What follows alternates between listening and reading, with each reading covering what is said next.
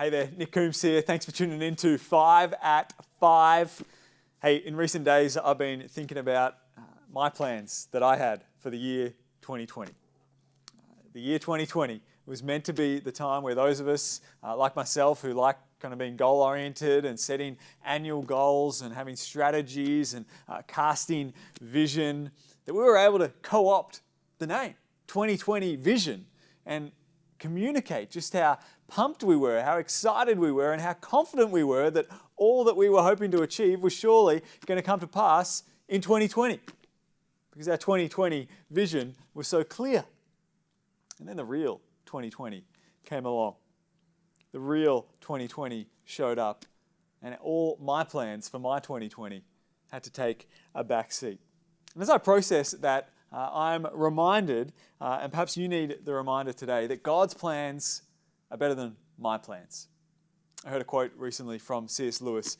He says this, he says, "The great thing, if one can, is to stop regarding all the unpleasant things as interruptions to one's own or real life. The truth is, of course, that what one calls the interruptions are precisely one's real life, the life God is sending one day by day. What one calls one's real life is a phantom of one's own imagination." There's a lot that this year, 2020, has brought us that is worthy of grief and worthy of being mourned over. And yet one great gift that the real 2020 has brought us this year is the realization of what has always been true, and yet we've been distracted from considering it as true. That's that you are finite, I am finite. We are dependent creatures who are not in control. When I set my annual goals each year, and as I did it leading to 2020, I didn't stop to consider that my health was out of my control. I took it for granted. I didn't stop to consider that my time might be upended by something outside of my control. No, I took my time for granted. Now, I pray. I have the opportunity to take God's plans for me, the real 2020, as they come, and trust Jesus along the way.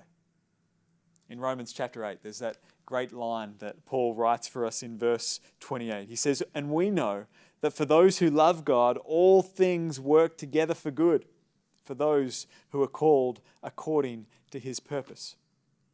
Now, it's hard to see that yet, isn't it? Because we're still in the thick of it. There's still so many uncertainties up in the air about the health and wealth of our nation at this time.